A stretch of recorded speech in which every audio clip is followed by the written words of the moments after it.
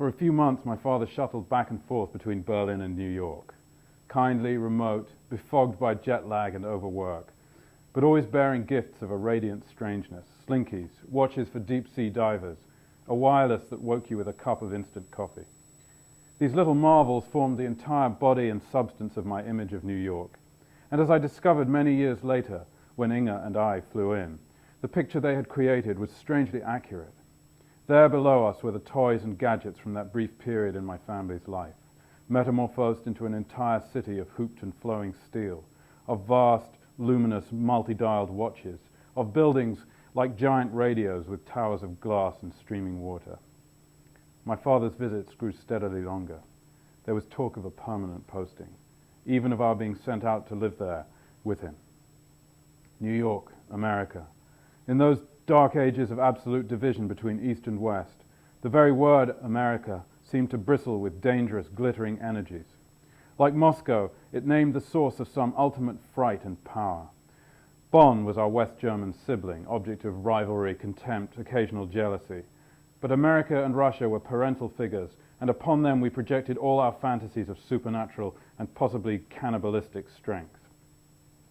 For my mother, the idea of our being sent to live in New York played directly into her sense of our family's innate superiority. She and her brother, my Uncle Heinrich, were of blue-blooded Silesian descent.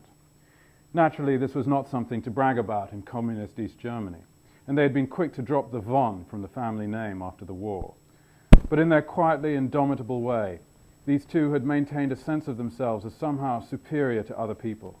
And moreover, they had managed to transmit this sense to those around them, not by any crude arrogance or self-aggrandizement, but by a certain aristocratic frostiness, a mixture of haughty reserve and sudden graciousness, which bewildered people, intimidated them, and filled them with a kind of strained awe. Well, the father commits a blunder in his job, and they don't get sent to the UN. So the mother sets about reinventing the family's image in a way that will equally sort of back up her idea of them as being superior. It was during this period that the word intellectual first entered her active vocabulary. Pretty soon it was joined by other similar words such as cultural and aesthetic. So-and-so is an intellectual fraud, she might be heard saying, or so-and-so has no aesthetic sense whatsoever. At first these remarks had a tentative quality, like somebody trying out a new way of dressing and pretending not to be anxious about what others might think. But people seemed to accept them without protest, and the self-consciousness soon left her. Before long, it was apparent that she had constructed a new hierarchy of values by which to organize the world in a manner that once again accorded with her invincible sense of our family's worth. If we were not to take our place in the inner circle of the political elite, then so be it. We would dazzle and confound others from our eminence in the sphere of real merit, which was to say the sphere of culture and ideas, and above all, art.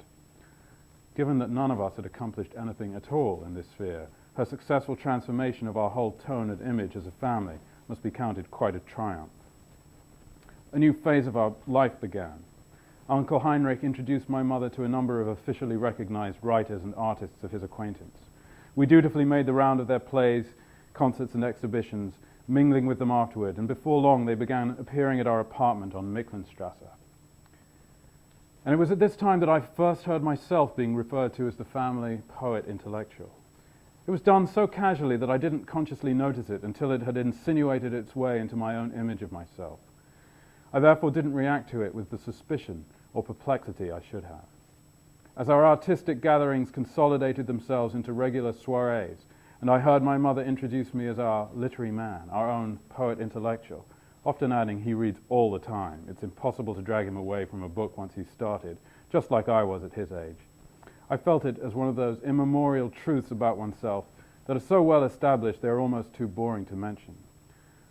The fact that I had never written a poem, and that I never read a book unless I had to for class, was neither here nor there. The idea was like one of those cloud forest plants that subsist on air and light alone. It appeared to require no nourishment from reality in order to grow, either in my own mind or in the minds of our acquaintances. There was an upright piano in the corner of the living room, and from time to time there would be music at our gatherings, a solo recital by some budding pianist, or a trio or quartet if others brought instruments. Given the stiff, formal tenor of the conversational part of the soirees, these interludes were a relief to the company and always greatly appreciated. One day a lull descended on the room when there happened to be no musicians present. A writer named Franz Erhardt stepped forward and begged permission to read us something from his novel, which he had brought with him. Permission was granted and he began to read. Judging from the hearty laughter that filled the room, the novel had plenty of funny jokes. I myself was too young to understand them. Besides, I was distracted. There was something about the very fact of this reading, a novelty in our drawing room, that was making me uneasy. I noticed my Uncle Heinrich staring at me pensively once or twice across the room. For some time I'd been dimly aware of his interest in me growing more intense, as if my writing and his own former literary ambitions made us kindred spirits. He would often talk to me about writers he admired, sometimes discussing his own youthful efforts, and telling me how much he looked forward to reading something of mine. For my part, the whole subject occupied such a dreamy, subterranean part of my consciousness that I find it almost hard to accuse myself of active hypocrisy in allowing him to continue in his delusions about me. But as I watched him now, his cropped head with its elegant features and silver grey eyes roving attentively between Erhardt, the enwrapped guests, and myself, I had a faintly sickening sensation that some hidden and intimate area of myself that I had until now considered inviolably private was about to be forcibly exposed to public view. Sure enough, as soon as the reading was over and the applause had begun to die down, I heard my uncle's rather high-pitched voice with its clipped enunciation calling to me from across the room. "Stefan, young fellow, what about you? Why don't you read something of yours now?"